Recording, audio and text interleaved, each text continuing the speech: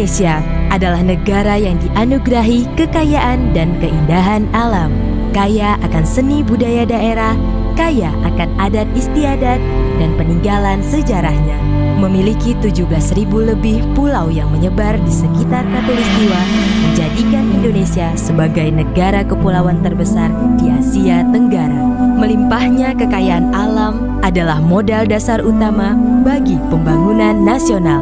Untuk menggerakkan roda pembangunan nasional, diperlukan peran dan tanggung jawab dari kita semua sebagai anak bangsa.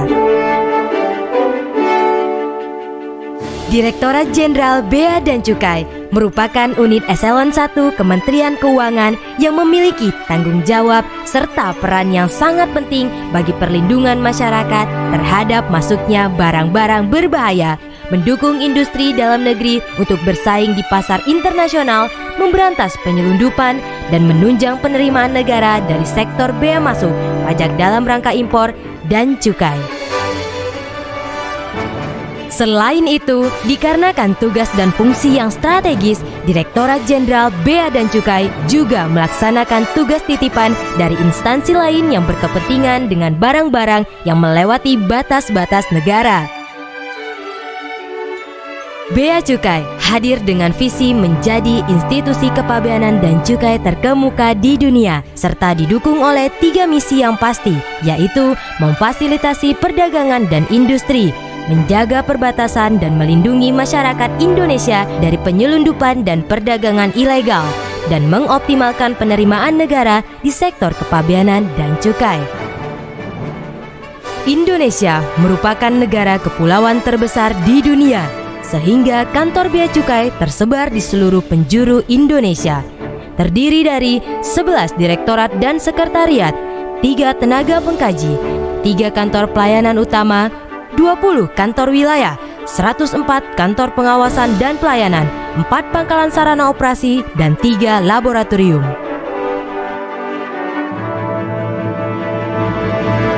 Dalam mendukung kelancaran arus barang dan pertumbuhan ekonomi Indonesia, Bea Cukai siap melayani kegiatan importasi dan eksportasi barang, pemeriksaan kiriman paket pos, kegiatan cukai, dan memberikan berbagai macam fasilitas, antara lain seperti Authorized Economic Operator, tempat penimbunan berikat, kemudahan impor tujuan ekspor, pertambangan, pembebasan bea masuk, dan pusat logistik berikat.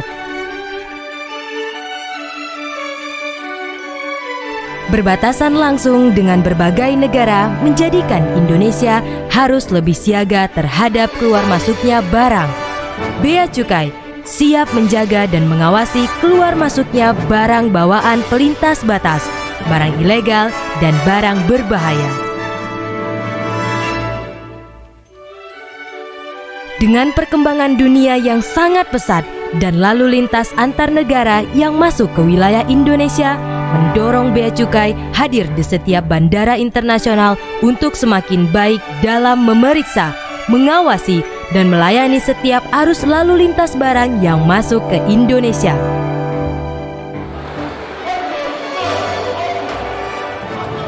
Bea Cukai telah menorehkan berbagai macam prestasi, seperti penangkapan barang penyelundupan yang berbahaya, turut serta dalam penangkapan dan pemberantasan narkoba, mencegah dan menangkap hasil laut ilegal, kayu ilegal, rokok dengan cukai palsu, dan lain sebagainya. Selain itu, Bea Cukai juga mempunyai tugas yang sangat penting terhadap kegiatan cukai. Cukai adalah pungutan negara yang dikenakan terhadap barang-barang yang mempunyai sifat atau karakteristik tertentu. Barang terkena cukai antara lain adalah etil alkohol, minuman mengandung etil alkohol, dan hasil tembakau.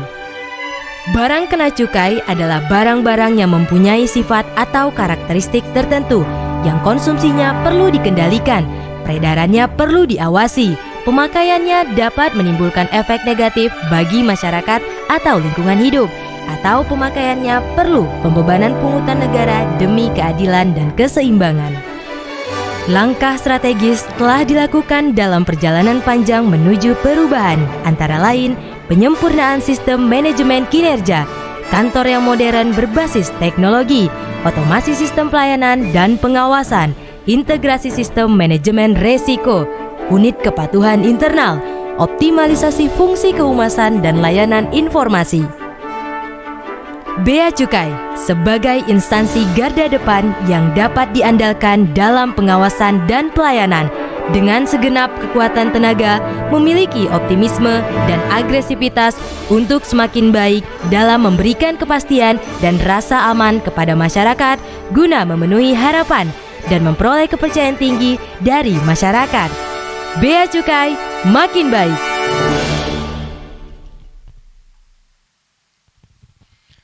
Selamat pagi Sobat Ekspor Impor.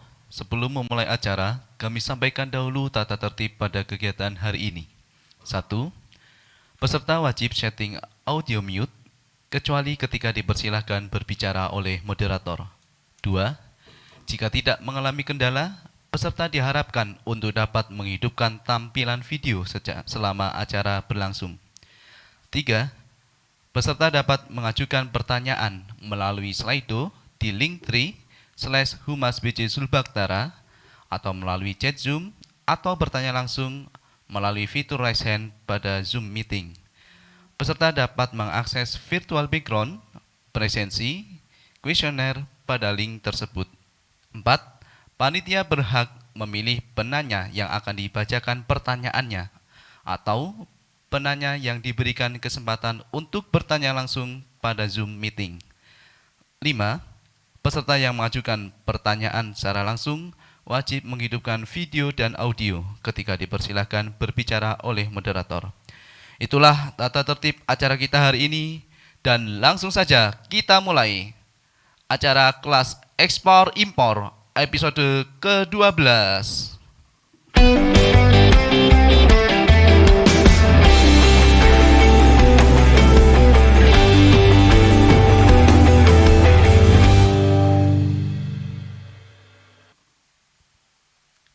Assalamualaikum warahmatullahi wabarakatuh. Selamat pagi dan salam sejahtera untuk kita semua. Puji syukur marilah kita panjatkan kehadirat Tuhan Yang Maha Esa yang telah memberikan kesempatan dan kesehatan kepada kita semua untuk berkumpul bersama dalam acara kelas Ekspor Impor episode 12 dengan tema menjadi pengusaha fasilitas kemudahan impor tujuan ekspor. Bapak dan Ibu yang kami hormati, perkenalkan saya Arif Sabilah, pegawai Kementerian Keuangan yang ditugaskan di Balai Diklat Keuangan Manado. Saya akan memandu acara pada pagi hari ini hingga selesai kurang lebih 1,5 jam ke depan.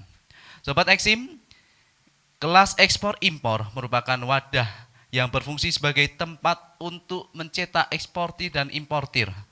Kegiatan ini dilaksanakan sebagai wujud bukti nyata Kanwil DJBC Sulbaktara dan BDK Manado dalam memfasilitasi masyarakat yang tertarik pada bidang ekspor dan impor. Baiklah Sobat Eksim, agar acara berjalan dengan lancar, marilah sejenak kita berdoa menurut agama dan kepercayaan masing-masing.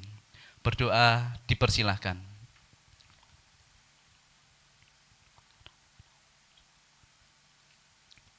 Berdoa selesai.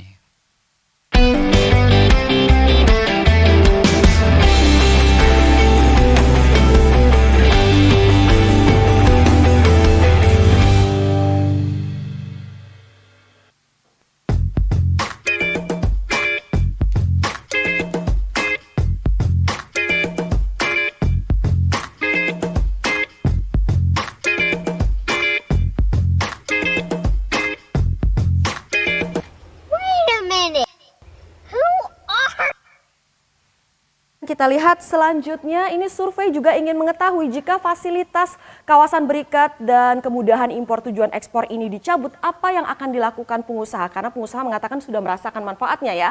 Hasilnya adalah 32% memilih pindah ke negara lain dan negara tujuan yang ini tentunya adalah saingan Indonesia. Jika fasilitas ini dicabut, mereka memilih preferensi yang pertama adalah Vietnam.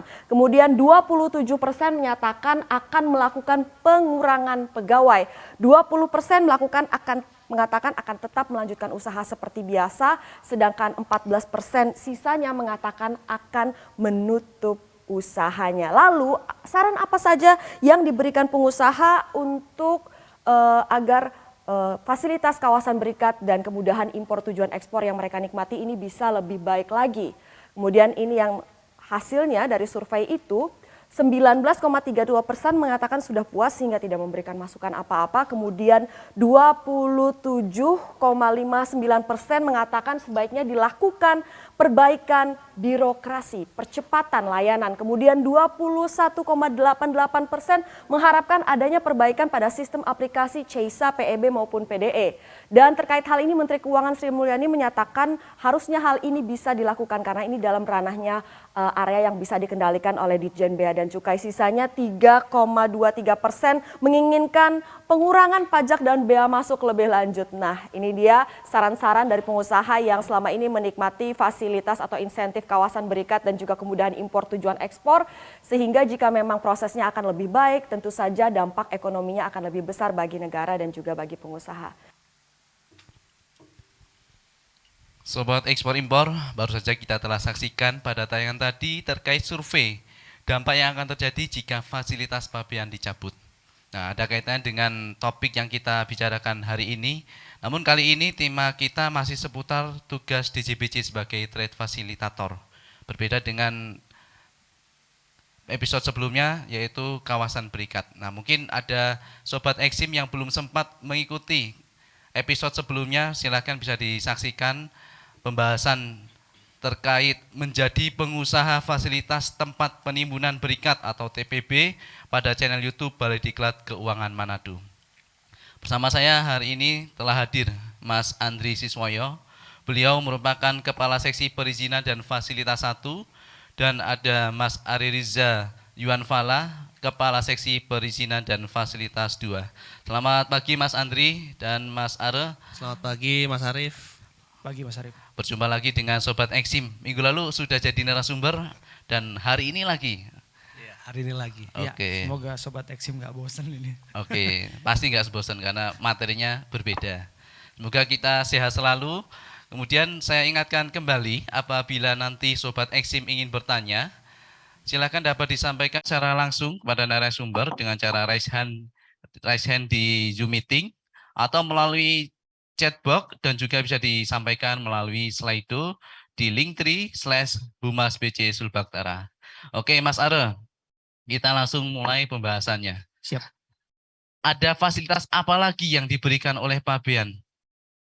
Dasar hukumnya apa dan juga bedanya dengan yang sudah kita bahas minggu lalu apa? Kawasan berikat, ada bedanya enggak? Silakan. Siap Mas Arif.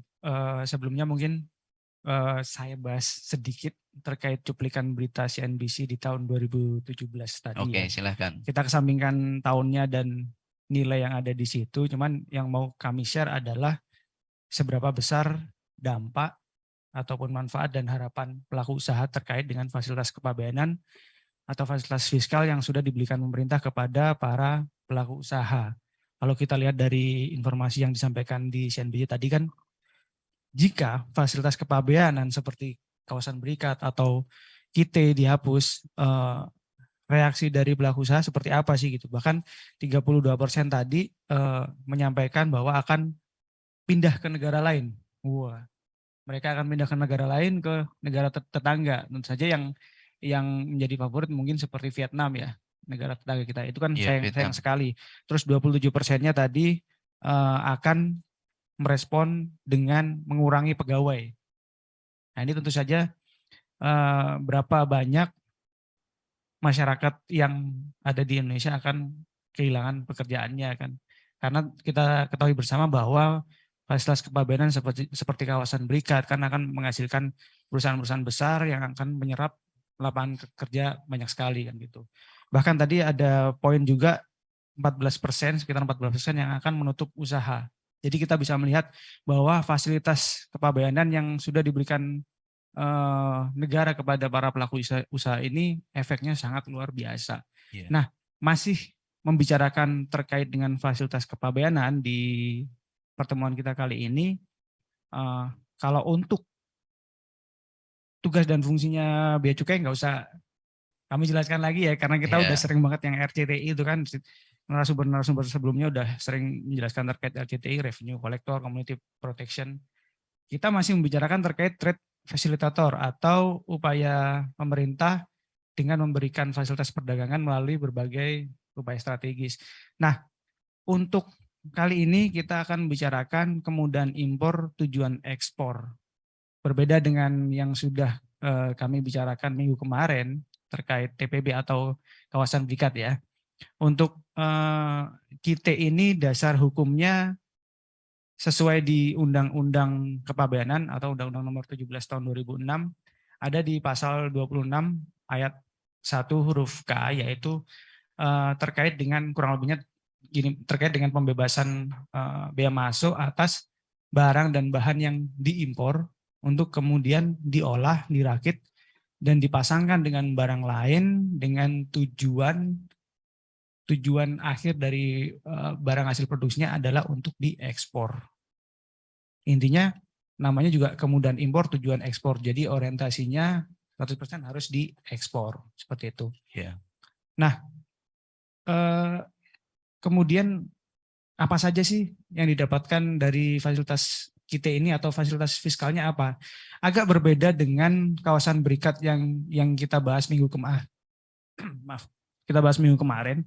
Kalau untuk KITE ini fasilitas fiskalnya adalah mendapatkan pembebasan bea masuk dan tidak dipungut PPN. Kalau di kawasan berikat kemarin kan bea masuknya ditangguhkan, kemudian PDRI-nya atau PPN dan PPh-nya itu tidak dipungut. Kalau di fasilitas KITE pembebasan ini bea masuknya dibebaskan, kemudian untuk PPN-nya tidak dipungut, seperti itu.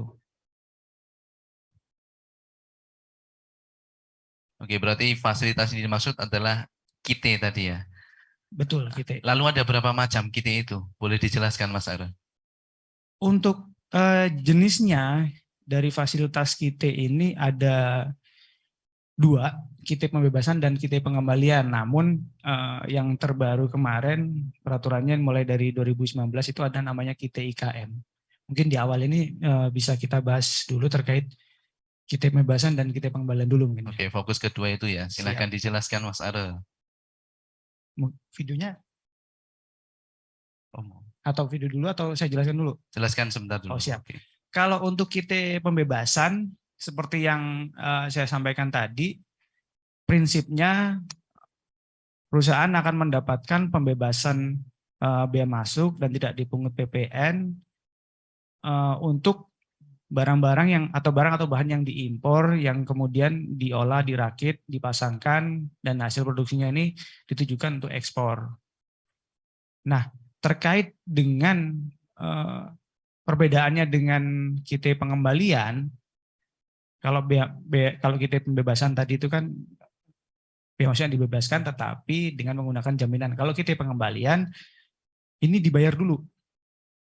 Jadi bea masuknya dibayar dulu, PDR-nya dibayar dulu, nanti ketika barang hasil produksinya diekspor, nanti bisa mendapatkan pengembalian bea masuknya. Jadi bea masuk yang sudah dibayarkan di awal nanti mendapatkan dikembalikan lagi, intinya seperti Kembali itu. lagi, oke. Siap.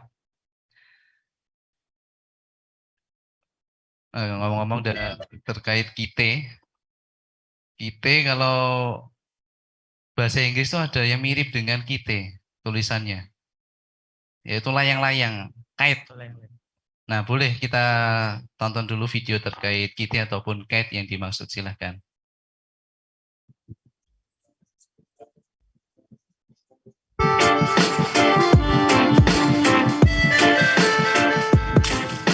KITE.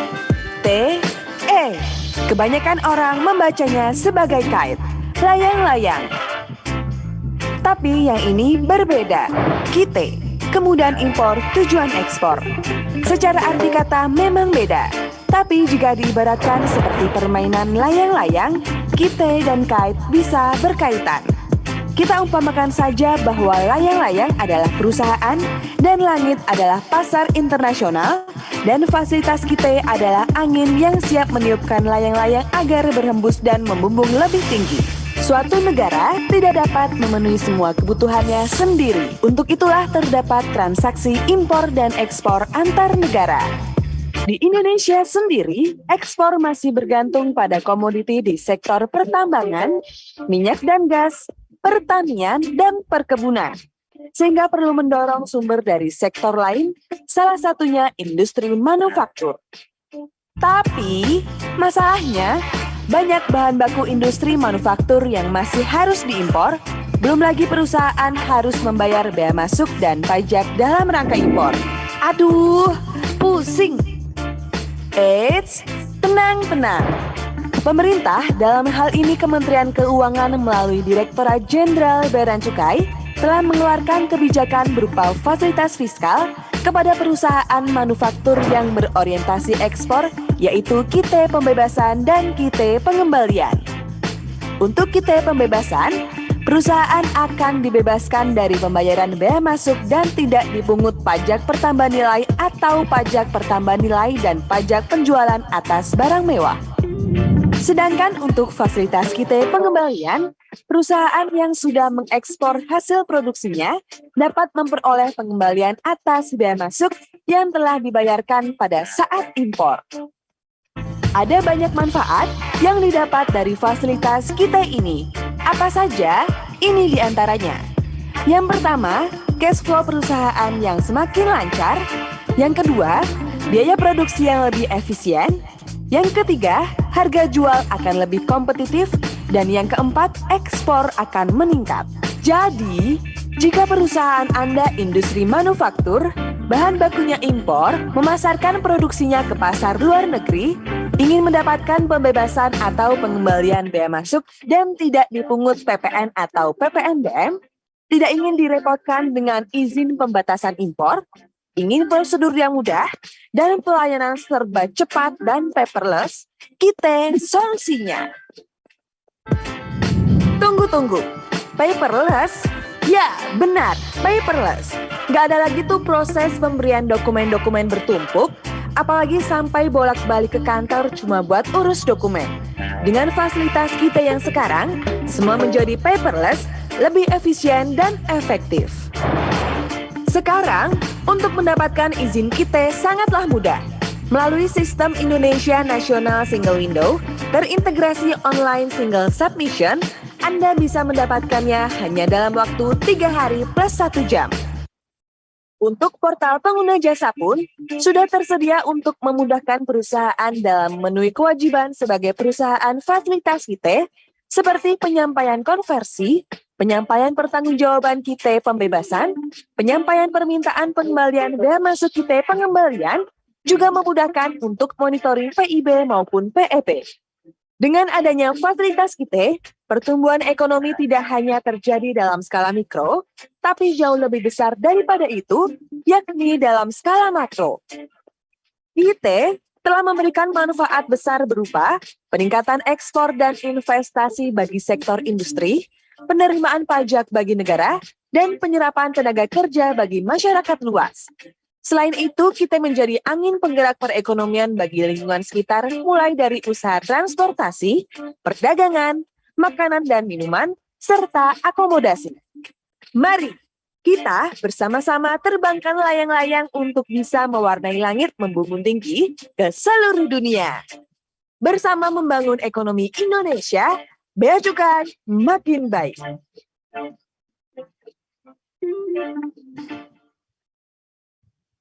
Oke, sudah kita saksikan bersama tayangan terkait kite atau kite juga bisa. Ada hubungannya antara layang-layang dengan kite tadi.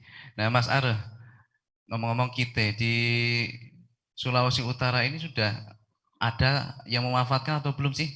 Boleh ditampilkan mungkin datanya atau gambarannya? Ada datanya.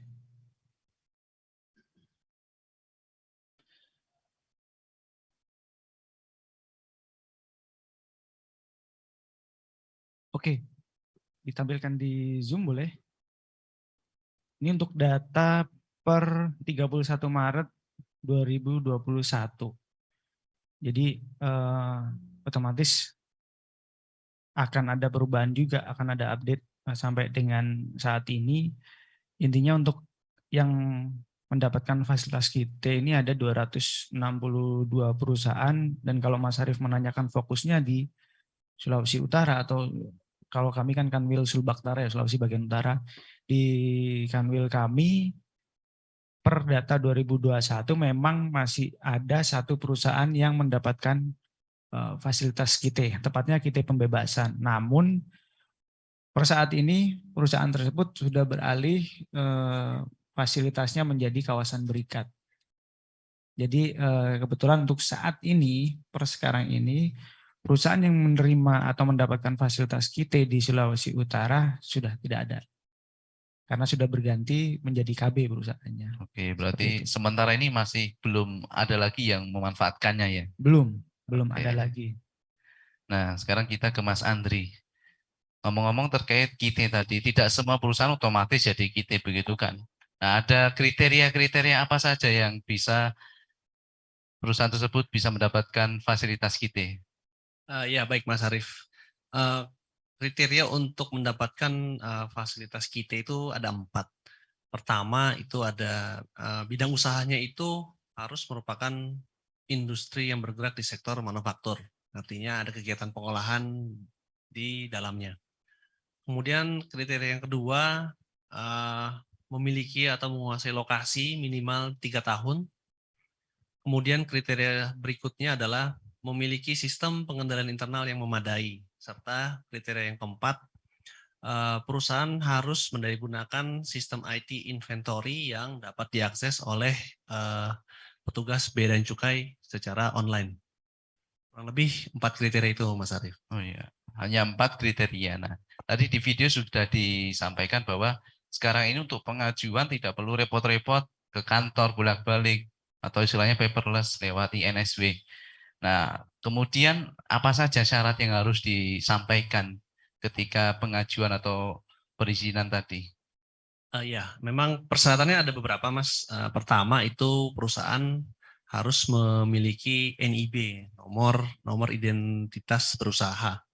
Atau kemudian juga ada dokumen IUI, izin usaha industri, serta SPI atau sistem pengendalian internal. Kemudian persyaratan berikutnya tadi seperti yang dijelaskan saat kriteria KITE itu harus mendayagunakan IT inventory, kemudian menunjukkan bukti kepemilikan lokasi untuk barang, bahan, hasil produksi, dan subkontrak. Kemudian nanti ada juga persyaratan berupa penyampaian data keuangan, tenaga kerja, serta Key Performance Index. Serta nanti di tahap persyaratan yang terakhir itu ada kesiapan untuk dilakukan cek lokasi dan melakukan presentasi di kantor wilayah. Ya, sudah dijelaskan kriterianya apa saja, kemudian syarat-syaratnya. Kemudian Mas Are, untuk alur proses perizinannya seperti apa bisa digambarkan. Kemudian tadi total waktu yang diperlukan berapa lama? Siap. Untuk proses perizinan KITE ini bagaimana? Jadi pelaku usaha bisa mengajukan permohonan secara elektronik atau tertulis. Kalau elektronik seperti yang dijelaskan Pak Andri tadi melalui portal INSW. Jadi mengajukan permohonan melalui portal INSW, kemudian kantor Bea Cukai yang mengawasi lokasi pabrik, dijelaskan mengawasi lokasi pabrik dengan volume impor tertinggi. Mungkin bisa saya contohkan untuk perusahaan yang ada di Bitung. Kalau Sulawesi Utara ya ada Bitung, mungkin di situ ada kantor Bea Cukai Bitung. Jadi mengajukan permohonan elektronik ke kantor Bea Cukai Bitung, kemudian kantor Bea Cukai tersebut akan melakukan pemeriksaan dokumen dan lokasi.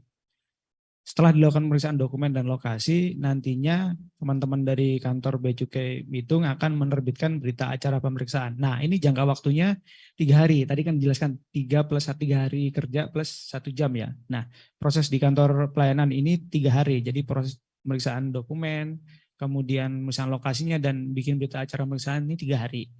Setelah dibikin berita acara pemeriksaan tepatnya, kemudian langkah berikutnya akan diteruskan atau dilanjutkan ke Kanwil. Ke Kanwil, kalau di dalam hal ini berarti Kanwil Bea Cukai Sulawesi bagian utara. Nah, nanti oleh Kanwil perusahaan akan diundang untuk dilakukan pemaparan proses bisnis dan kriteria. Jadi perusahaan menjelaskan nih proses bisnisnya seperti apa, kemudian Yang dimaksud kriteria ini salah satunya sistem yang dipakai, sistem pencatatan persediaan dia seperti apa kan. Tadi seperti kita simak bersama bahwa ada kewajiban terkait dengan IT inventory kan. Nah, perusahaan dan nanti dipaparkan semuanya. Untuk pemaparannya ini harus melibatkan direksi dari perusahaan. Jadi unsur pimpinannya harus dilibatkan juga di situ. Kemudian setelah dipaparan atau setelah pemaparan, nanti ini yang masuk janji layanan kami juga. Jadi kalau di kantor pelayanan tadi 3 hari, itu janji layanannya. Kalau di tempat kami di Kanwil, janji layanannya adalah 1 jam. Jadi setelah pemaparan, 1 jam dari pemaparan harus sudah ada keputusannya, disetujui atau ditolak. Seperti itu. Nah, jika disetujui nanti akan diterbitkan skep KIT-nya. Seperti itu, Mas Arief. 3 hari kerja plus 1 jam. Waktu Betul. yang singkat ya, tidak terlalu lama. Kemudian ini sudah ada yang bertanya terkait kriteria. Adakah kriteria barang yang diimpor dalam KIT pembebasan? Mungkin bisa dijawab terlebih dahulu. Ya baik, untuk Mas Septian ya, Mas atau Pak nih, mohon maaf saya nggak tahu. Jadi kriteria barang yang diimpor dalam KIT itu sesuai definisinya, dia itu barang atau bahan yang nantinya akan diolah, dirakit atau digabungkan untuk kemudian diekspor. Itu saja sih. Nah, cuma yang membedakan secara prinsip dengan kawasan berikat adalah kalau KIT pembebasan atau KIT pengembalian itu fasilitas yang diberikan tidak mencakup barang modal, mesin dan lain-lain itu tidak di cover, tidak mendapatkan fasilitas. Beda kalau di KB. Kalau di KB kan fasilitasnya termasuk lengkap ya, all in. Artinya barang modal, peralatan perkantoran pun dapat fasilitas. Tapi kalau di KIT memang hanya barang dan bahan saja. Ya, barang dan bahan yang nantinya akan diolah. Kurang lebih seperti itu. Ini ada tambahan dari Pak Arek.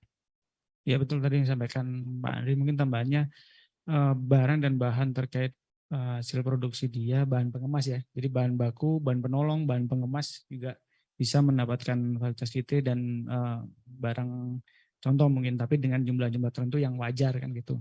Kalau barang contoh tapi 1 karton atau 1 truk ya itu udah jualan namanya kan. Iya, jualan. Gitu. Siap. Jadi bedanya tadi ya sudah disampaikan Pak Andri, kalau untuk di KB memang lebih luas. Di kawasan berikat memang lebih luas. Jadi sampai barang modal, barang peralatan kantor mendapatkan fasilitas fiskal. Tapi kalau di fasilitas KIT enggak. Gitu. Oke. Masih berkaitan dengan tadi. Ada pertanyaan lagi dari ETA KBP Serpong. Adakah standar sistem yang harus dibuat perusahaan dalam pemaparannya? Kriteria atau penilaian seperti apa yang dipakai Bea Cukai untuk menilai paparan dari pemohon KIT tersebut? Ada standarnya enggak? Baik, kalau untuk terkait sistem yang dipakai perusahaan, ini kaitannya dengan IT inventory atau kebutuhan Bea Cukai juga kan. Justru kalau di Bea Cukai ini ada namanya 4 kategori A, B, C, dan D. Yang paling atas otomatis kategori A. Kategori A itu apa? Jadi dia memiliki sistem pencatatan persediaan berbasis komputer, dan itu dia memiliki hanya 1 sistem. Nanti IT inventory-nya ini merupakan subsistem dari sistem tersebut, jadi 1 sistem. Nah itu yang kita lihat juga. Ketika perusahaan mempresentasikan pencatatan persediaannya dengan 1 sistem itu, dan 1 sistem itu bisa mempresentasikan seluruh pencatatan persediaan yang ada di perusahaan, pasti akan nilainya akan tinggi.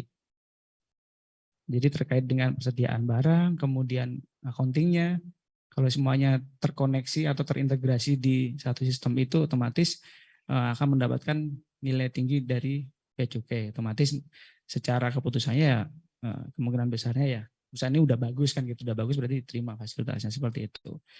Kalau untuk A, B, C, dan D yang paling bawah otomatis D. D ini pencatatannya masih manual. Kalau manual ya otomatis belum bisa diberikan fasilitas kepabeanan kan gitu. Karena ini kan terkait atau menyoal fasilitas ya, fasilitas fiskal yang begitu besar gitu. Jadi kalau perusahaannya untuk pencatatannya masih amburadul, masih kurang bagus, otomatis kita ragu juga untuk memberikan fasilitas itu kepada perusahaan tersebut. Oke. Berarti kalau yang manual belum bisa ya. Masih nunggu nanti ketika sudah tersistem, pakai satu sistem yang bisa syukur-syukur bisa terkoneksi untuk semua hal tadi. Betul, karena itu juga terkait dengan SPI-nya juga kan, Ya, Mas Arief, kan sistem pengendalian internal juga. Jadi sejauh mana perusahaan itu mengontrol, benar-benar mengontrol barang impor yang mendapatkan fasilitas. Kan sejatinya barang impor yang mendapatkan fasilitas itu eh, dia akan keluar kewajibannya ketika barang impor tersebut misalkan dijual lokal, kalau di kawasan berikat ya jual lokal. Kalau kewajibannya sudah terekspor semuanya, nah udah benar berarti kan. Nah itu berarti apa namanya, sesuai dengan peruntukannya kan. Makanya kita harus benar-benar mengkontrol terkait dengan barang impor yang mendapatkan fasilitas oke. tersebut. Masih ditambahi pertanyaan lagi nih dari Wijaya. Siap. Terkait SPI, yang tadi sudah disinggung sebentar, SPI yang memadai, apa ada penjelasan lebih detail tentang kriteria dari memadai tersebut? Atau ada peraturan teknis yang bisa kita rujuk? Terima kasih, bisa dijelaskan untuk SPI yang memadai. Ya, baik Mas Arief, terima kasih. Ini untuk dari Pak Wijaya ya. Jadi kalau SPI yang memadai itu memang prinsipnya begini Pak. Pemerintah ini memberikan fasilitas kepada perusahaan. Nah, harapannya adalah fasilitas ini bisa dimanfaatkan dengan baik. Seperti halnya misalnya kalau kita mau pinjam uang, mengajukan kredit ke bank, itu di bank kan ada yang namanya mungkin istilahnya know your customer. Jadi bank tidak serta-merta memberikan atau mengabulkan pengajuan kredit yang diajukan oleh nasabah. Tentu kan bank perlu mengenal siapa sih nasabahnya, profilnya seperti apa. Nah, kurang lebih sama. SPI ini tujuannya adalah untuk istilahnya meyakinkan kami di Bea dan Cukai bahwa perusahaan ini nantinya tidak akan menyalahgunakan atau kemungkinan kecil menyalahgunakan fasilitas yang diberikan. Jadi sedikit gambaran mengenai SPI. Nah, paling nanti biasanya yang dibahas di saat presentasi proses bisnis itu adalah kita ingin tahu struktur di perusahaan itu seperti apa sih. Jangan-jangan strukturnya ada, tapi tetap dikendalikan oleh satu orang. Biasanya kan di bagian perusahaan tuh ada bagian accounting, ada bagian warehouse, terus ada bagian finance. Jangan-jangan mereka ini semuanya nanti dikendalikan oleh satu orang seperti itu. Nah, kalau SPI yang baik dan benar itu kan tentu setiap fungsi di dalam perusahaan itu kan independen ya. Independen dalam arti begini, mereka punya bekerja berdasarkan sistemnya sendiri, namun sistemnya itu saling terkonek dengan bidang yang lain atau divisi yang lain. Nah, kita ingin uji koneksinya itu seperti apa sih ketika nanti misalnya perusahaan itu akan mengimpor barang, nah, prosedurnya seperti apa di perusahaan itu. Jangan sampai nanti itu semua ditentukan oleh satu orang, mungkin direksinya atau pimpinan tertingginya yang mengendalikan seperti itu. Mungkin ada tambahan dari Pak Are. Iya, mungkin saya tambahan sedikit karena udah dijelaskan banyak oleh Pak Andri. Intinya karakteristik perusahaan itu berbeda-beda. Jadi pada dasarnya bagaimana SPI itu menggambarkan fungsi dan tanggung jawab dari masing-masing bagian yang ada di sebuah perusahaan. Karena seperti yang saya sampaikan sebelumnya, ini kaitannya dengan kontrol atas barang yang mendapatkan fasilitas. Itu kalau terkait SPI. Kemudian kalau terkait dengan IT inventory atau sistem pencatatan persediaan barangnya, ini kan bagian dari SPI juga. Ini sebenarnya ada peraturan di per 2014 ini yang membicarakan terkait IT inventory untuk fasilitas Bea Cukai. Jadi ada KB dan ada KIT. Intinya kami cuman melist pencatatan seperti apa sih yang kami butuhkan saja. Jadi misalkan kalau untuk di KIT ini yang penting di sistem IT inventory-nya ini menggambarkan terkait dengan pemasukan barang, kemudian pengeluaran barang, lalu pengeluaran barang hasil produksi dan pemasukannya, mutasinya juga kurang lebihnya ada 8 kalau terkait kita 8 kriteria itu. Kalau untuk sistemnya yang dipakai apa Pak? Itu bebas. Jadi terserah perusahaan, yang tahu kebutuhan pencatatan perusahaan adalah perusahaan itu sendiri. Yang penting dari kami bisa menggambarkan 8 fungsi terkait dengan sistem pencatatan persediaan barang fasilitas kita. Intinya seperti itu. Siap. Saya rasa sudah cukup jelas untuk terkait SPI maupun sistem yang dipakai tadi. Kemudian ada satu lagi pertanyaan sebelum kita ke materi lagi. Kalau seumpama kita akan menjual atau ekspor genset, terus masih ada komponen yang dibutuhkan, tapi kita impor untuk pemenuhan onderdil tadi, genset, agar berfungsi sehingga bisa diekspor. Nah, apakah ini masuk sebagai transaksi kita?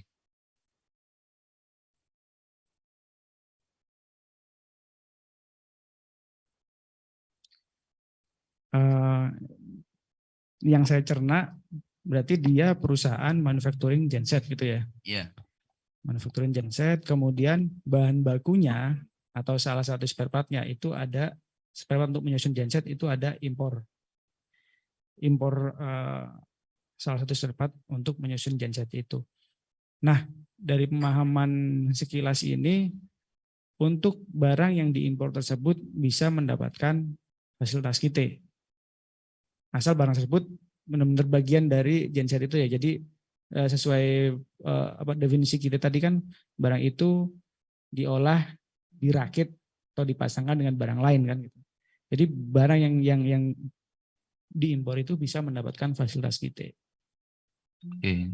Yang penting sepanjang tadi, barang itu diekspor ya. nah, setelah akhirnya diekspor. Memang keperluannya untuk diekspor, maka bisa dapat fasilitas kita. Oke, kita lanjut ke materi Pak Andri, Mas Andri. Tadi bagi perusahaan yang sudah dapat fasilitas kita, apakah kemudian ada ketentuan khusus atau ada kewajiban-kewajiban yang harus dilaksanakan terhadap perusahaan tersebut?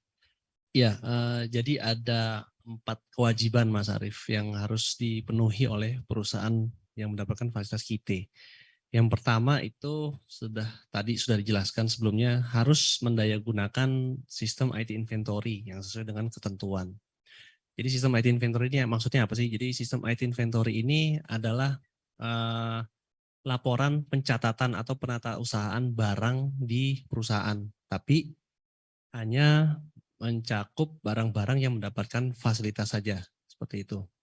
Misalnya barangnya diimpor 1000, kemudian diolah 500, berarti kan di gudang itu tersisa 500 selisihnya kan. Nah, pencatatan ini harus tergambarkan dengan baik di sistem IT inventory. Jadi karena kan nanti di KIT itu petugas, tidak ada penempatan petugas ya, seperti halnya kawasan berikat. Nah, jadi nanti petugas bea dan cukai di kantor wilayah itu bisa ngecek sesekali melalui sistem.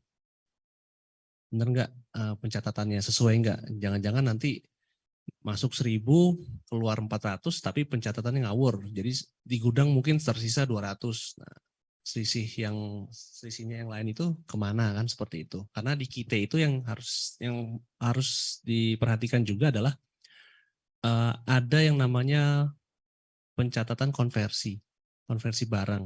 Jadi misalnya kalau membuat suatu barang itu misalnya air mineral ini ya, ini kan komponennya air putih sama plastik. Berapa banyak air sih yang dibutuhkan atau yang terkandung di dalam satu botol itu, termasuk juga berapa banyak kandungan plastiknya untuk membuat satu botol. Kemudian yang kedua itu penatausahaan barang kita, itu sama juga Pak, terkait dengan IT inventory. Jadi memang penatausahaan barangnya harus baik. Kemudian yang ketiga itu perusahaan harus menyampaikan laporan keuangan, serta yang keempat laporan dampak ekonomi. Jadi kalau laporan keuangan itu apa sih yang diteliti? Mungkin begini, kalau perusahaan itu mengekspor kan artinya perusahaan itu menjual, dia mendapatkan keuntungan. Nah, keuntungan itu tertuang nggak atau tergambarkan nggak sih di laporan keuangan? Karena kan di laporan keuangan itu kelihatan ya, ada penjualan segala macam. Nah, itu sesuai atau enggak? Jangan sampai nanti ekspornya mungkin 1000 tetapi Di laporan keuangannya tergambarkannya hanya laporan pendapatannya senilai 500. Nah, 500-nya lagi kemana seperti itu. Itu nanti memang menjadi bahan untuk monitoring dan evaluasi kami ke depan terhadap perusahaan kita. Kemudian terkait dengan laporan dampak ekonomi. Laporan dampak ekonomi itu maksudnya begini, Pak. Seperti yang dijelaskan tadi di awal bahwa harapannya ketika perusahaan mendapatkan fasilitas fiskal dari pemerintah, perusahaan itu dapat tumbuh berkembang. Nah, laporan dampak ekonomi ini kurang lebih nanti menggambarkan ketika sejak perusahaan mendapatkan fasilitas, itu dampak ekonomi yang dirasakan apa? Bisa saja mungkin kenaikan PPH atau penyerapan tenaga kerjanya yang bertambah dari tahun ke tahun, atau bisa juga produksinya yang juga semakin bertambah. Kalau produksinya semakin bertambah, tentu PPH yang disetorkan pun ke negara akan semakin meningkat dari tahun ke tahun. Nah, seperti itu, kurang lebih seperti itu. Mungkin dari Pak Arya ada tambahan. Sedikit mungkin yang dijelaskan sama Pak Andri tadi, untuk yang IT inventory dengan penatausahaan barang kita, intinya secara sistem persediaannya dan secara fisiknya juga gimana caranya perusahaan bisa menggambarkan atau memisahkan barang yang diimpor menggunakan fasilitas sama yang tidak menggunakan fasilitas atau barang lokalnya kan gitu. Ya. Jadi secara sistem maupun fisiknya itu benar-benar dipisahkan. Oh yang kita yang mana? Oh kodenya yang ini Pak. Jadi kode barang yang kita yang ini. Kemudian fisiknya gimana? Oh yang barang kita di sebelah sini gitu. Jadi benar-benar bisa dipisahkan antara yang fasilitas kita dan barang lokal ataupun yang non fasilitas. Oke, berarti benar-benar harus dipisahkan, jangan sampai tercampur supaya pelaporan juga makin mudah. Dan tadi harusnya normalnya ada dampak ekonomi dengan dapat fasilitas dari kita ini. Kemudian Mas Are, untuk gambaran umumnya proses bisnis kita, boleh dijelaskan kepada Sobat Eksim?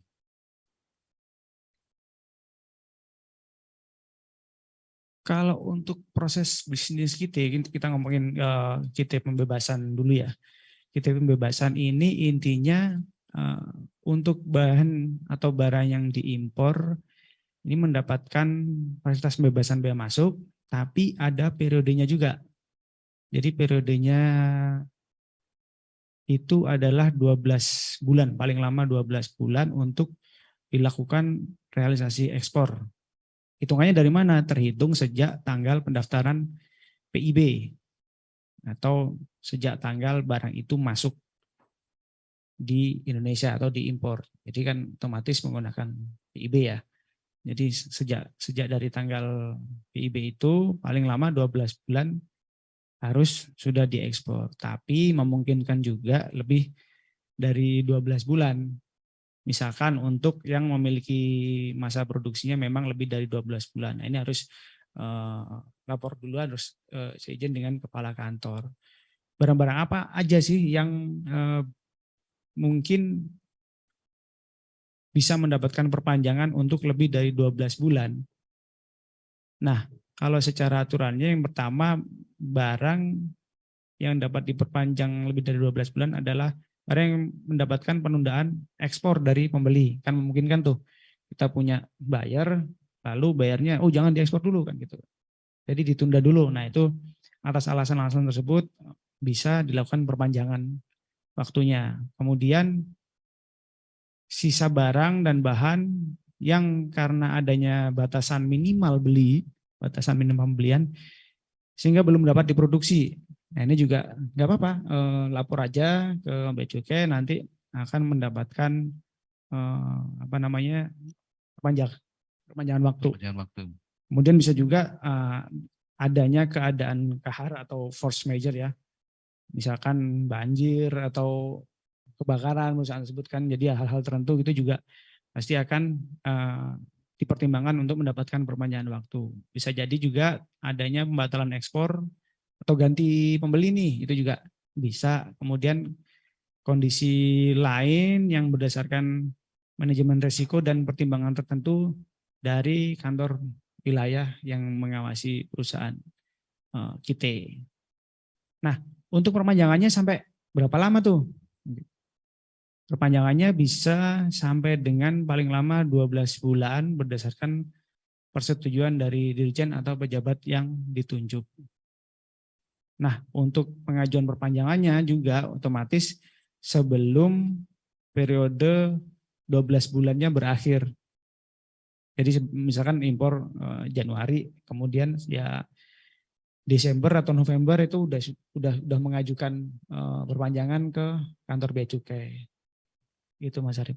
Oke, penjelasan tadi apakah sudah bisa menjawab terkait pertanyaan dari Mas Septian ini?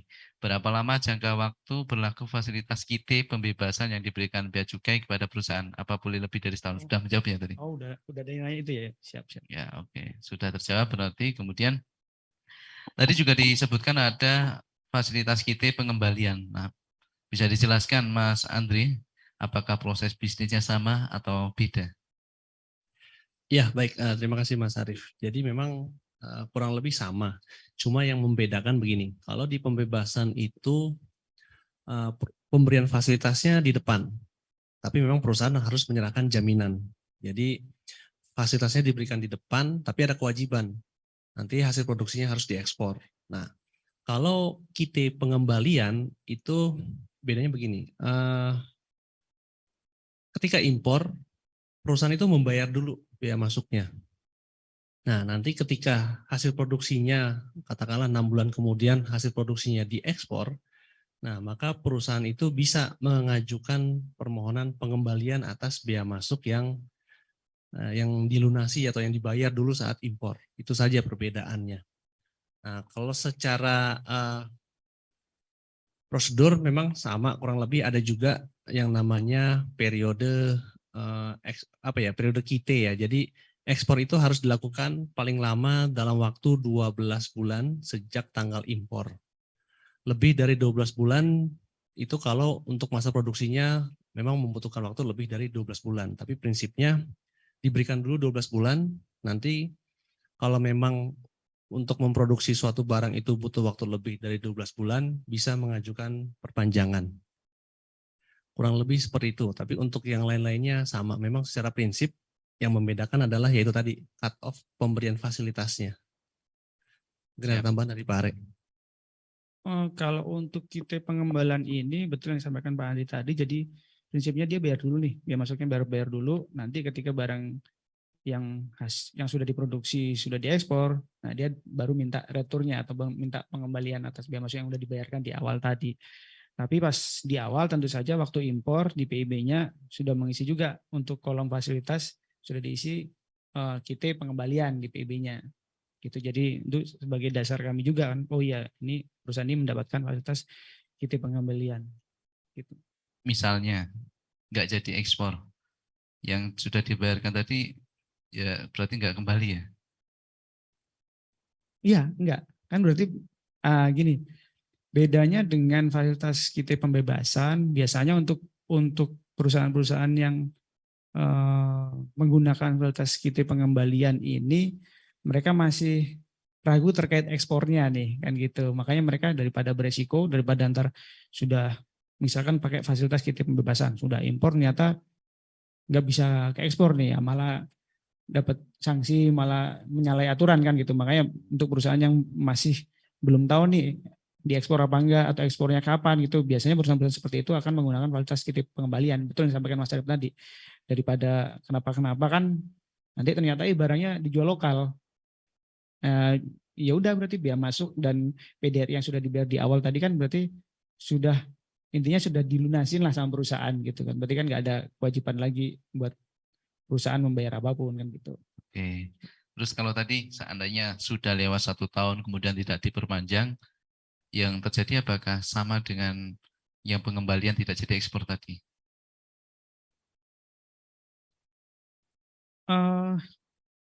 Gimana Mas?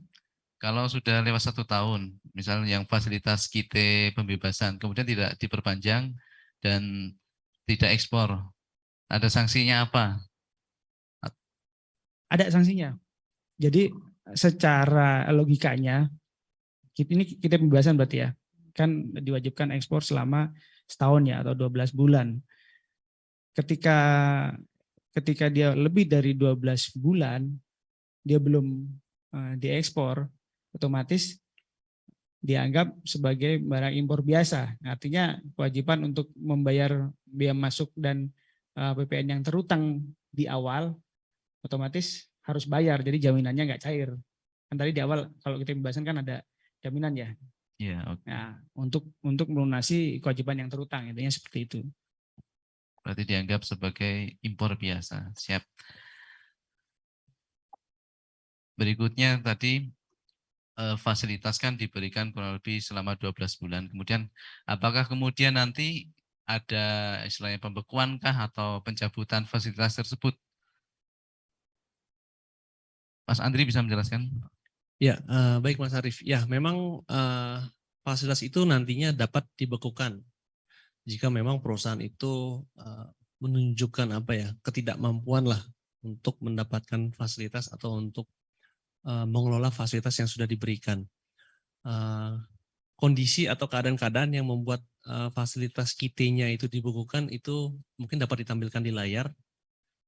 Itu pertama adalah perusahaan itu tidak melakukan impor atau pemasukan barang dengan menggunakan fasilitas KIT selama 1 tahun. Kemudian bisa juga kalau perusahaan itu tidak mengajukan perubahan data perusahaan, kalau memang ada perubahan.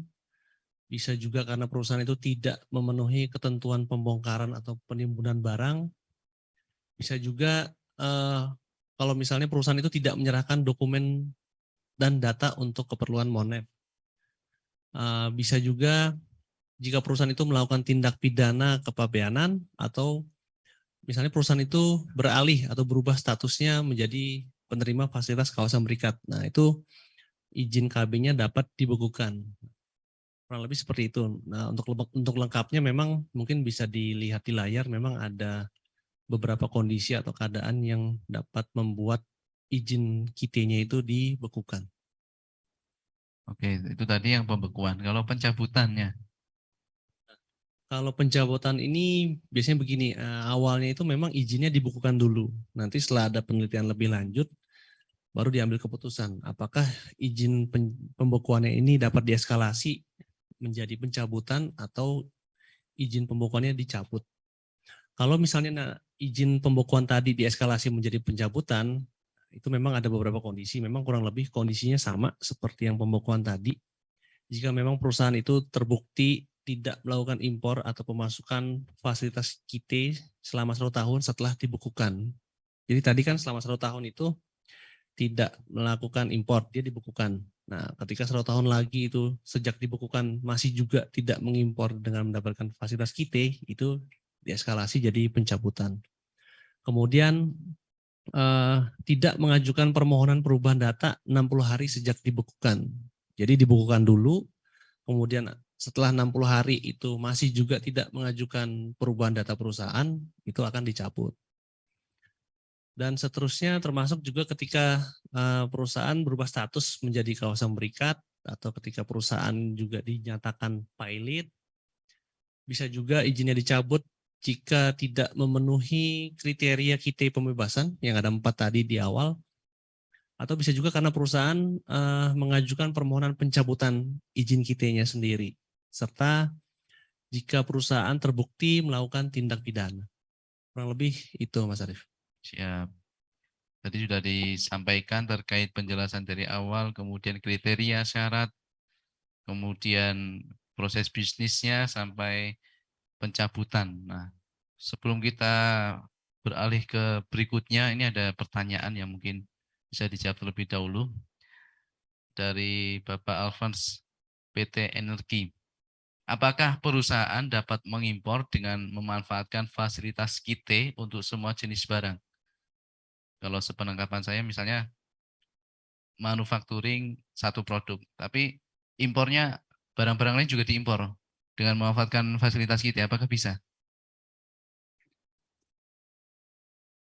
Barang-barang seperti apa ini Mas Arif? Karena yang basicnya yang bisa diimpor terkait fasilitas KIT adalah barang dan bahan penolong, barang, bahan baku, bahan penolong atau bahan pengemas yang semuanya masih terkait dengan proses produksi. atau kegiatan produksi sebuah perusahaan. Barang contoh juga bisa. Jadi kalau barang modal itu nggak bisa. Jadi apakah semua jenis barang? Ya barang-barang yang terkait dengan produksinya aja. Terlebih lagi ya nggak semua jenis barang juga. Terlebih lagi barang yang mendapatkan lartas misalkan atau barang yang dilarang untuk diimpor otomatis nggak bisa juga mendapatkan fasilitas kan. Oke, sudah jelas saya rasa. Kemudian fasilitas KITE ini apakah hanya bisa dimanfaatkan oleh perusahaan-perusahaan besar? Ini juga pertanyaan dari Mila Astuti. Apakah pengusaha UMKM atau pengusaha IKM juga mendapatkan fasilitas KITE? Kalau sekarang kan banyak produk-produk mereka yang kelasnya sudah bisa ekspor dan mungkin juga sudah melakukan ekspor. Nah, Mas Are, apa ada fasilitas khusus untuk IKM?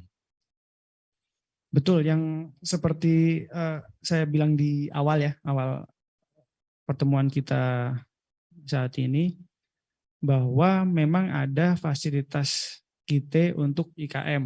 Nah, ini di latar belakangnya oleh pemerintah atau Presiden waktu itu 2017 kalau nggak salah, sampai akhirnya ditindaklanjuti dan keluar PMK-nya atau Peraturan Menteri Keuangan nomor 110 2019. Ini yang mengatur terkait dengan fasilitas KITE IKM atau industri kecil menengah. Prinsipnya sama dengan fasilitas KITE, yaitu mendapatkan bebasan bea masuk dan BPN-nya tidak dipungut. Tapi ini khusus untuk atau menyasar ke pelaku usaha yang bergerak di sektor IKM. Jadi nggak cuman industri besar aja, industri orientasi ekspor yang besar-besar gitu kan. Kalau industri orientasi ekspor yang besar-besar kan bisa mendapatkan KITE, pembebasan, pengembalian atau kawasan berikat ya. Yeah. Nah, ini industri IKM pun bisa mendapatkan fasilitas KITE, namanya fasilitas KITE IKM. Tentu saja untuk IKM yang berorientasi ekspor ya. Mungkin boleh ditayangkan dulu video terkait KITE IKM. Silakan operator. Di Indonesia, usaha mikro kecil dan menengah atau UMKM telah menyumbang 57% PDB dan menyerap 97% tenaga kerja lokal. Namun, kontribusi UMKM terhadap ekspor nasional masih rendah, yaitu hanya sekitar 16%. Hal ini berbeda dengan UMKM di negara-negara Asia Pasifik yang berkontribusi lebih tinggi terhadap ekspor. Pemerintah Republik Indonesia memiliki target untuk meningkatkan ekspor hingga 3 kali lipat di tahun 2019. Maka diperlukan peningkatan dan perluasan pasar ekspor, salah satunya dari usaha kecil dan menengah di sektor industri manufaktur atau IKM. Berbagai masalah dan kendala masih kerap melanda IKM Indonesia sehingga sulit untuk berkembang. Salah satunya adalah bahan baku yang tidak tersedia di dalam negeri. IKM harus membeli bahan baku dari distributor dengan harga tinggi karena telah mengalami markup berkali-kali. IKM juga sulit memasarkan produknya ke luar negeri meskipun produk tersebut sudah berkualitas ekspor. Tak hanya itu, impor bahan baku secara tidak langsung menyebabkan harga bahan baku terus meningkat. IKM harus membayar lebih tinggi akibat margin keuntungan distributor, bea masuk, serta pajak impor. Untuk mengatasi masalah-masalah tersebut, pemerintah memberikan solusi berupa fasilitas KITE IKM, yaitu fasilitas pembebasan bea masuk dan pajak impor untuk bahan baku, barang contoh, dan juga mesin.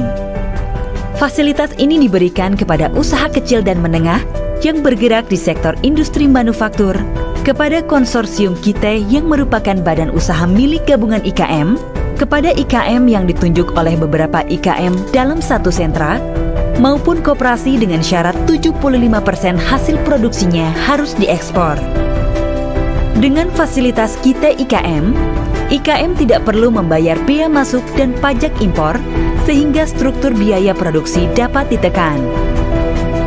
Produk akhir yang dihasilkan dapat dijual dengan harga yang lebih bersaing dan kompetitif.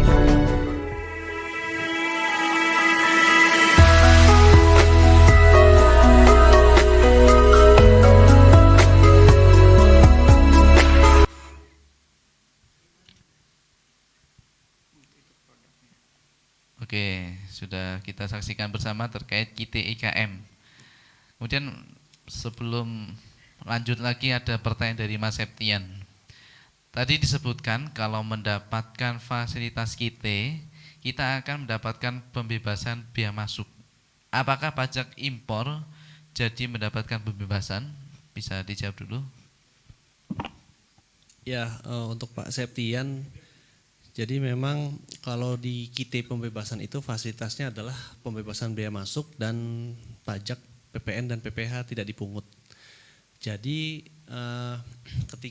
ketika nanti mendapatkan fasilitas KIT pembebasan, kan hasil produksinya diekspor ya. Maka nanti itulah tujuan dari pemberian fasilitas pembebasannya. Tapi kalau misalnya nanti hasil produksinya tidak diekspor, maka jaminannya cair, karena saat impor kan menyerahkan jaminan. Nah, berbeda dengan KIT pengembalian. Kalau KIT pengembalian itu saat impor kan sudah membayar atau melunasi bea masuk dan pajak impornya. Nanti ketika hasil produksinya diekspor, maka yang yang akan dikembalikan itu adalah hanya bea masuknya, bukan PDRI-nya. Kurang lebih itu. Siap. Kita lanjutkan pembahasan KIT IKM ya. Tadi sudah disampaikan cuplikan video. Nah, bedanya apa sih terkait KIT IKM dengan KIT yang sudah dijelaskan sebelumnya tadi?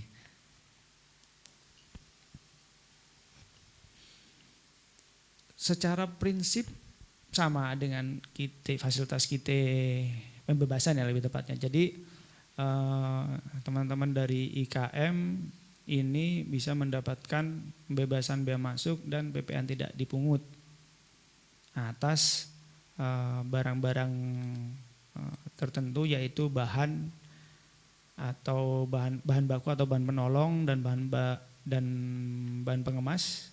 Ini bisa mendapatkan atau menjadi objek fasilitas KIT IKM. Kemudian bedanya dengan di KIT pembebasan itu, kalau untuk di IKM ini ada fasilitas juga untuk mesinnya. Jadi selain bahan baku, bahan contoh, ada juga di mesinnya. Mesinnya akan mendapatkan fasilitas juga, yaitu untuk mesin-mesin yang dipergunakan pengembangan industri ya. Jadi yang menambah kapasitas produksi, kemudian untuk modernisasi, ini bisa mendapatkan fasilitas juga. Tentu saja dengan kewajiban, yaitu digunakan untuk proses produksi selama jangka waktunya 2 tahun saja diimpor. Kemudian mungkin tambahannya untuk subjeknya ya, atau fasilitas KIT IKM ini dapat diberikan kepada badan usaha yang berskala industri kecil atau menengah. Syarat-syaratnya tentu saja seperti yang bisa di-googling mungkin ya, penjualannya berapa, kemudian investasinya berapa, kan ada poin-poin tertentu atau syarat-syarat tertentu untuk dikategorikan sebagai industri kecil dan industri menengah. Kemudian badan usaha yang dibentuk oleh gabungan IKM. Kemudian IKM yang ditunjuk oleh beberapa IKM dalam satu sentra dan koperasi. Mungkin yang dimaksud bisa diartikan sebagai konsorsium IKM atau yang akan mendapatkan fasilitas KIT IKM tersebut. Kemudian kurang lebih seperti itu, Mas. Ya, untuk mendapatkan perizinan atau pengajuan perizinan fasilitas KIT IKM, apakah sama dengan yang KIT pembebasan maupun pengembalian? Tadi kalau di KIT sebelumnya 3 hari kerja per 1 jam. Nah, di sini untuk KIT IKM apakah sama persis atau ada bedanya sedikit? Oh iya, ada yang membedakan juga. Kalau untuk di KIT IKM ini permohonannya masih sama, jadi elektronik atau tertulis melalui NSW juga ke kantor bea cukai yang mengawasi. Misalkan sama ya, seperti tadi kita contohkan kantor bea cukai Bitung gitu ya. Jadi diajukan melalui portal NSW ke kantor bea cukai mengawasi atau kantor bea cukai Bitung. Kemudian selanjutnya masih sama, akan dilakukan pemeriksaan dokumen dan lokasi dan dibuat berita acara pemeriksaan. Ini jangka waktunya 3 hari kerja. 3 hari kerjanya sejak tanggal kesiapan IKM untuk pemeriksaan lokasi dan saat permohonan. Nah, Setelah dilakukan pemeriksaan, dokumennya, kemudian lokasinya, dan sudah dibikin berita acara pemeriksaan, selanjutnya adalah proses pemaparan probis atau proses bisnis dan kriteria oleh pimpinan badan usaha tersebut. Ini masih di kantor Bea Cukai yang mengawasi. Nah, bedanya adalah kapan bisa dikeluarkan hasilnya atau keputusannya, disetujui atau ditolak. Nah ini kalau yang tadi di kantor wilayah yang kita pembebasan ya, itu di kantor wilayah 1 jam kan setelah presentasi. Nah kalau ini persetujuan atau penolakannya paling lama 1 hari kerja setelah berita acara pemeriksaan lokasi. Kita ngomongnya kalau disetujui ya, kalau disetujui nantinya akan mendapatkan atau perusahaan tersebut akan mendapatkan skep KIT-IKM. Kemudian juga akan diserahkan sistem aplikasi atau modul KIT-IKM. Itu yang nanti dioperasikan oleh teman-teman pelaku usaha. Ya, hampir sama dengan pengajuan perizinan KIT sebelumnya tadi. Hampir sama, mungkin agak sedikit dipermudah lah intinya. Iya. Yang otomatis syarat-syarat dokumen yang harus dilengkapi juga kalau IKM nggak seribet industri besar pastinya. Boleh dijelaskan untuk persyaratan apa saja yang dilengkapi ketika pengajuan perizinan? Ya, Mas Arief, terima kasih. Jadi kalau untuk KIT-IKM itu memang ada beberapa persyaratan. Pertama adalah memiliki izin usaha industri atau dokumen sejenis. Bisa juga berupa tanda daftar industri. Kemudian laporan keuangan tahun terakhir, pembukuan atau pencatatan keuangan lainnya jika diperlukan. Kemudian ada surat pernyataan tentang kesediaan dan kemampuan mendayaguna aplikasi atau modul KIT-IKM. Kemudian menunjukkan sertifikat atau bukti sewa tempat ya, minimal 2 tahun. Kemudian sudah memiliki NPWP dan sudah menyampaikan SPT PPH wajib pajak badan tahun terakhir. Kemudian menunjukkan NPWP penanggung jawab badan usaha, kartu identitas penanggung jawab badan usaha, rencana produksi yang di situ di dalamnya tergambarkan alur produksi, daftar bahan baku, daftar hasil produksi, dan daftar subkontraktor jika memang ada pekerjaan subkonnya. Kemudian menyampaikan surat pernyataan yang ditandatangan oleh notaris yang pada intinya menyatakan bahwa penanggung jawab akan bertanggung jawab atas penyalahgunaan fasilitas. Jika terdapat penyalahgunaan fasilitas ya, harapannya tentu tidak. Serta ada pernyataan bahwa perusahaan atau penerima fasilitas KIT-IKM itu bukan merupakan anak atau cabang dari perusahaan. Kemudian yang terakhir menunjukkan atau melakukan pemaparan proses bisnis dan gambaran umum terkait dengan jumlah investasi, tenaga kerja, aset utang, dan permodalan. Kurang lebih itu Mas Arief. Siap. Dokumen-dokumen sudah dijelaskan. Nah tadi di KIT sebelumnya juga ada kemungkinan bisa dicabut atau dibekukan. Untuk IKM apa juga berlaku seperti itu?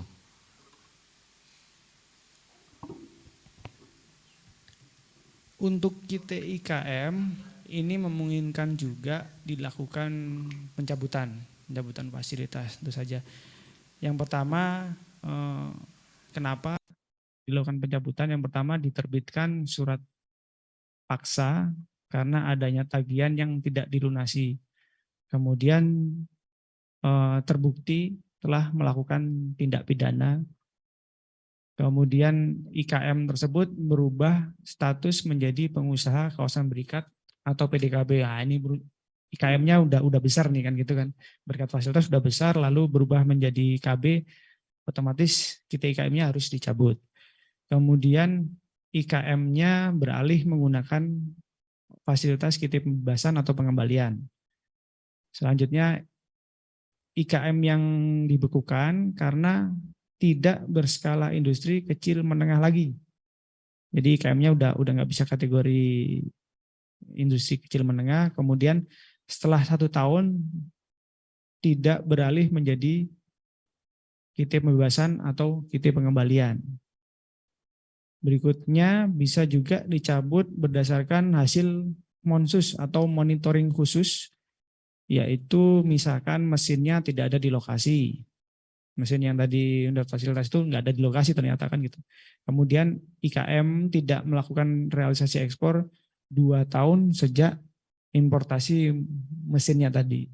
Itu juga bisa dicabut fasilitasnya. Kemudian dinyatakan valid oleh putusan pengadilan, kemudian tidak memenuhi kriteria dan syarat fasilitas QT IKM juga bisa.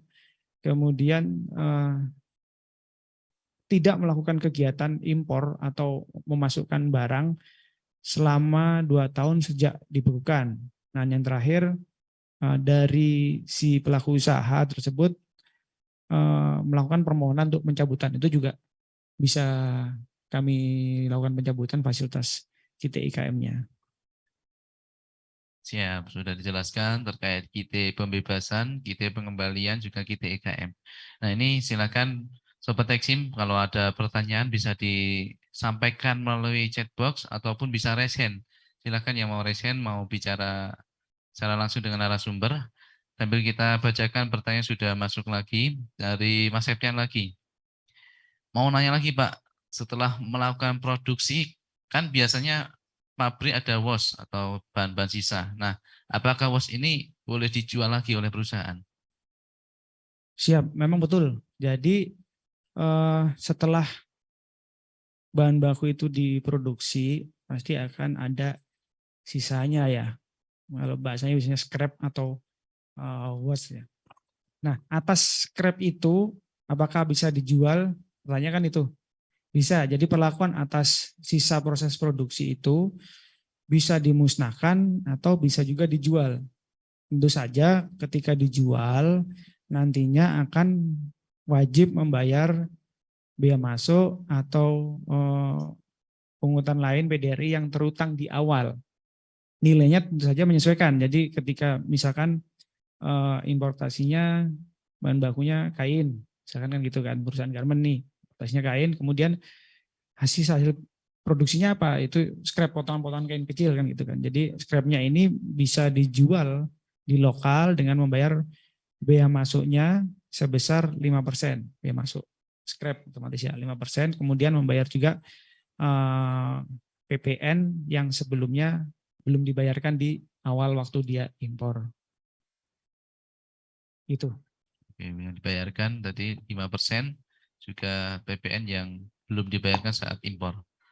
Kemudian masih ada pertanyaan lagi dari M. Dani PTTSA. Izinannya perihal ekspor fasilitas QT. Untuk sekarang prosedur LPBC masih tetap atau sudah diganti aturan yang baru?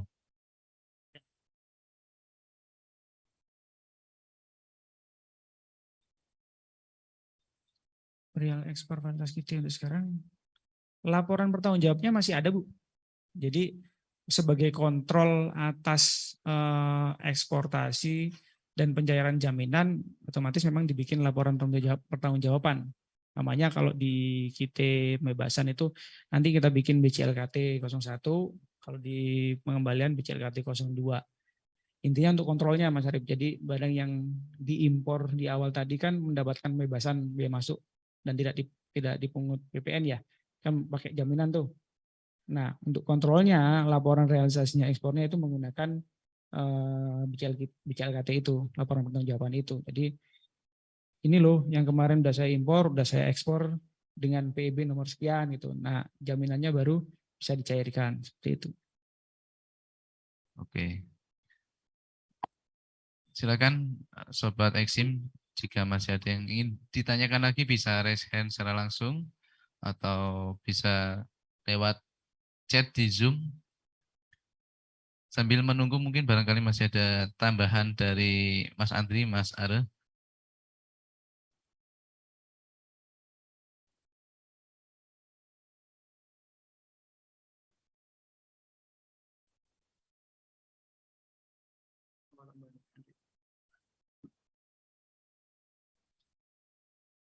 Sambil menunggu pertanyaan berarti ini ya, Mas Arif.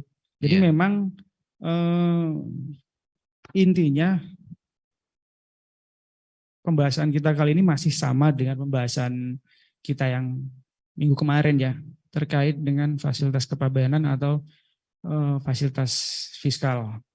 Bedanya kalau yang minggu kemarin kita membicarakan terkait penangguhan bea masuk, kalau yang sekarang kita membicarakan terkait dengan fasilitas pembebasan bea masuk. Seperti itu. Otomatis kewajibannya pun ada, kan gitu. Kewajibannya ada, yaitu kalau kita berarti harus diekspor. Nah, karena ada kewajiban itu juga, karena sudah mendapatkan fasilitas yang begitu besar, otomatis jangan sampai disalahgunakan. Karena ketika disalahgunakan, secara peraturannya di Undang-Undang Kepabeanan bisa mendapatkan sanksi juga, sanksi administrasi berupa denda juga bisa. Misalkan waktu mengimpor barang, dia fasilitas kita ya, kita yang bebasan ternyata barang itu gak diekspor, malah dijual lokal. Jadinya malah kena sanksi administrasi tersebut. Sanksi administrasinya apa? Kalau secara peraturan undang-undangannya, selain membayar bea masuk yang terutang, ini ada di pasal 226, selain bayar bea masuk yang terutang juga mendapatkan denda, sanksi administrasi berupa denda, yaitu sebesar 100% sampai dengan 500% dari bea masuk yang seharusnya dibayar. Nah, kalau bertanya-tanya, kenapa gede juga ini? Kalau kita ngomongin bea masuk 100.000, disanksi 5 kali 500.000 masih kecil kan gitu kan. Tapi kalau nilai impornya udah besar, bea masuknya besar, bea masuknya 1M atau 700 juta, kali 5 berapa kan gitu kan. Nah, kenapa besar banget? Iya, karena kita kan ngomongin fasilitas gitu loh. Kita udah memberikan fasilitas begitu besar ke pelaku usaha, jadi harapannya memang jangan sampai disalahgunakan. Wajar dong ketika disalahgunakan nanti kita kenakan sanksi, ya wajar gitu loh. Siap. Memang konsekuensinya besar kalau sampai disalahgunakan. Nah, ini ada pertanyaan lagi dari Wijaya. Menyambung pertanyaan terkait scrap yang akan dijual. Berarti pemantauan dan kontrol bea cukai mengandalkan IT inventory atau bagaimana? Betul. Jadi untuk selain dengan dokumen pabean juga ya. Jadi ketika barang dari fasilitas kita masuk ke perusahaan tersebut, diolah, diproses, sisa proses produksinya dikeluarkan atau dijual ke lokal, ini menggunakan dokumen pabean juga. Pas impor tadi BC20, pas keluar ke lokal menggunakan BC24. Selain itu, kita juga bisa mengontrol melalui sistem pencatatan persediaan barang dia, otomatis yang berbasis komputer ya. Karena awalnya kalau kita ngomongin perusahaan udah dikasih fasilitas kita, berarti sistem pencatatannya udah bagus kan gitu kan, dan menggunakan IT inventory. Betul, salah satunya memang bisa menggunakan kontrolnya melalui IT inventory. Jadi salah satu poin dari kewajiban IT inventory yang pencatatan IT inventory yang harus dimiliki perusahaan, kan tadi saya sampaikan di awal tadi ada 8 ya. Pencatatan atas barang masuk, bahan baku masuk, bahan baku keluar, terus barang jadi masuk, barang jadi keluar, kemudian subkon, kemudian mutasi bahan baku, mutasi barang jadi, sama ada satu lagi pengeluaran scrap di item inventory. Kan tadi ada 8 ya, 8 menu yang harus dibuat. Salah satunya memang terkait dengan scrap. Jadi intinya betul kita bisa memantau melalui IT inventory perusahaan. Oke, salah satunya ya berarti. Tidak Betul. hanya mengandalkan itu. Silakan Bapak Ibu Sobat Eksim. Nah, ada pertanyaan lagi dari Radina Hartanti. Yang pertama, di konversi apa wajib disebutkan berapa jumlah WOS-nya? 2, untuk impor bahan pangan yang ada kuotanya, apakah dilakukan pengecekan juga atas kuota impor yang sudah direalisasikan? Bisa ditanggapi Mas Ara atau Mas Andri? Ya, baik. Untuk Ibu atau Mbak Radina, untuk yang pertanyaan pertama, di konversi apakah wajib disebutkan berapa jumlah waste-nya? Ya wajib disebutkan Bu, tapi memang mekanismenya itu berdasarkan perkiraan ya. Dan yang lebih tahu itu berapa waste-nya adalah ya perusahaan sendiri. Kalau saya mungkin mengilustrasikannya begini, kalau misalnya membuat kue pun pasti ada waste-nya. Nah, memang waste itu tidak akan banyak sih, mungkin kisarannya 5% itu udah paling besar lah, paling banyak. Kalau mungkin lewat dari 5% jumlah waste-nya, ya dimungkinkan juga, cuma apa iya sih jumlah waste-nya itu gede banget? Berarti kan modalnya besar nih untuk membuat suatu produk. Kalau waste-nya memang di atas 5% sendiri, seperti itu, mungkin bisa 10%. Tapi prinsipnya konversi itu kan nanti menggambarkan berapa banyak sih bahan baku yang dibutuhkan untuk membuat suatu produk. Nah, nanti waste itu paling ya sekitar 5% lah, itu udah paling besar Bu. Tapi nanti memang perlu ada estimasi dari pihak perusahaan, karena perusahaan kan yang lebih tahu, perusahaan yang memproduksi setiap hari suatu produk atau suatu barang. Jadi memang perusahaan nanti yang akan mencantumkan atau memberikan gambaran seberapa besar atau seberapa banyak waste-nya. Kemudian untuk impor bahan pangan yang ada kuotanya, apakah dilakukan pengecekan juga atas kuota impor yang sudah direalisasikan?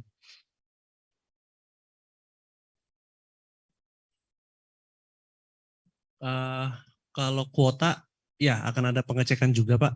Berapa banyak yang bisa diimpor. Jadi kalau untuk kuota impor memang tetap ketentuan impor mengikuti kuota impor yang diperbolehkan, seperti itu. Mungkin ada tambahan dari Pak Are? Iya, kalau yang poin 2-nya ya nanti dilakukan pengecekan juga atas kuotanya. Yang poin pertama terkait konversi, intinya konversi itu kan untuk mengetahui seberapa besar penggunaan bahan baku yang diimpor tadi dan efisiensinya kan gitu. Memang sifatnya masih sementara ketika diajukan di awal konversi kan gitu. Jadi pemakaiannya berapa banding berapa untuk dari bahan baku menjadi barang jadi, kemudian efisiensinya berapa sih gitu loh.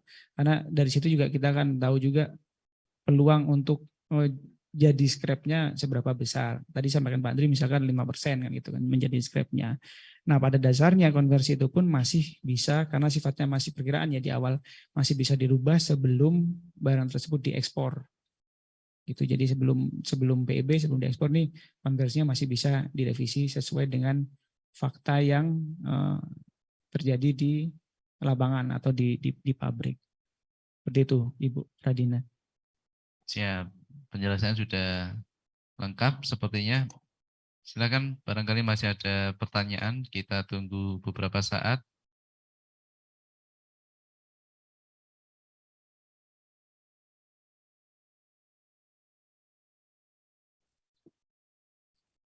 Ada lagi mungkin yang raise hand? Sementara masih belum, waktunya juga ternyata sudah hampir selesai. Karena memang prinsipnya sama ya yang kita bicarakan pada hari ini sama minggu kemarin, kita masih membicarakan terkait dengan fasilitas kepabeanan gitu. Baik, jika sudah tidak ada pertanyaan lagi, berarti kita sudah mendengarkan penjelasan dari para narasumber, kemudian sudah ada diskusi untuk menjawab pertanyaan-pertanyaan dari Sobat Eksim, yang berarti kita sudah berada di penghujung acara.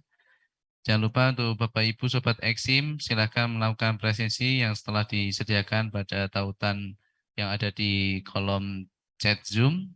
Nah, sebelum kita akhiri, mohon Mas Ara ataupun Mas Andri untuk memberikan closing statement terkait pembahasan kita hari ini.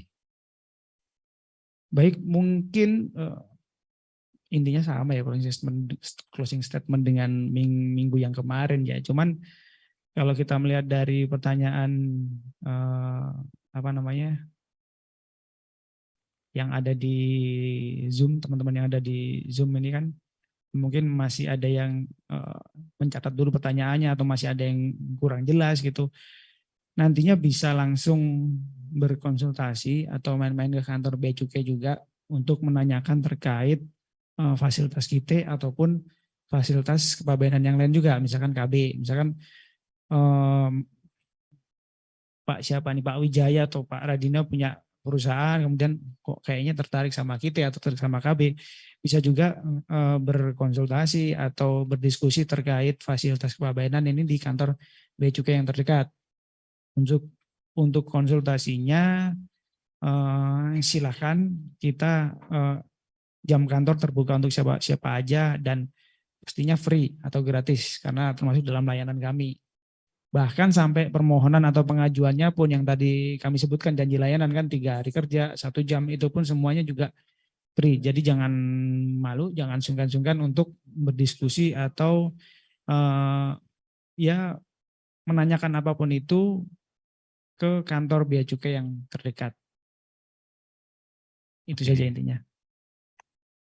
Jadi Sobat Eksim jangan malu-malu untuk bermain, bertanya-tanya ke teman-teman yang ada di Bea Cukai, dan mari kita manfaatkan fasilitas yang ada dan juga jangan disalahgunakan. Sobat Eksim, ada apa di episode berikutnya? Mari kita saksikan video teaser berikut ini.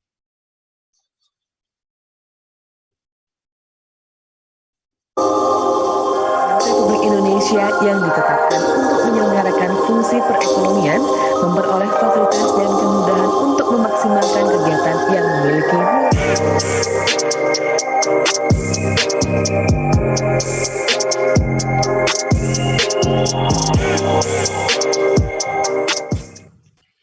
Baik, terima kasih Mas Andri, Mas Ara telah menjadi narasumber kita hari ini. Terima kasih juga pada Sobat Eksim. Dengan demikian berakhirlah acara kita pada hari ini. Kami mengucapkan terima kasih sebesar-besarnya sekali lagi atas partisipasi dari Bapak Ibu Sobat Eksim. Sekaligus kami memohon maaf apabila terdapat hal-hal yang kurang berkenan selama pelaksanaan acara. Semoga acara ini bermanfaat untuk kita semua. Saya Arif Sabilah, izin undur diri. Sampai jumpa di kelas Eksim episode berikutnya. Selamat siang. Wassalamualaikum warahmatullahi wabarakatuh.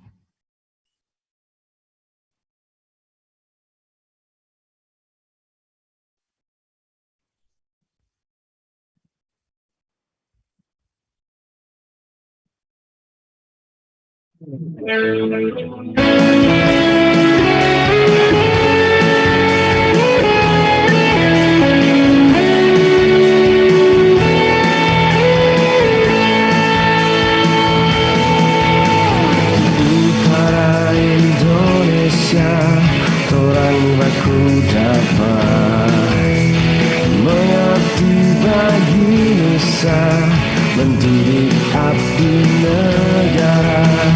Tanah ingin melambai, alam sejuk dan damai. Kala canda di muka keuangan negara. Mari kita wujudkan visi-misi BPPK, berjuang bersama demi kejayaan Nusa, menciptakan pengelola keuangan negara demi terciptanya cita-cita bangsa. Kamulah BDK Manado yang selalu ada menjaga citra Kementerian Keuangan. Bersama bersatu bekerja dan bahagia. BDK Manado memang beda.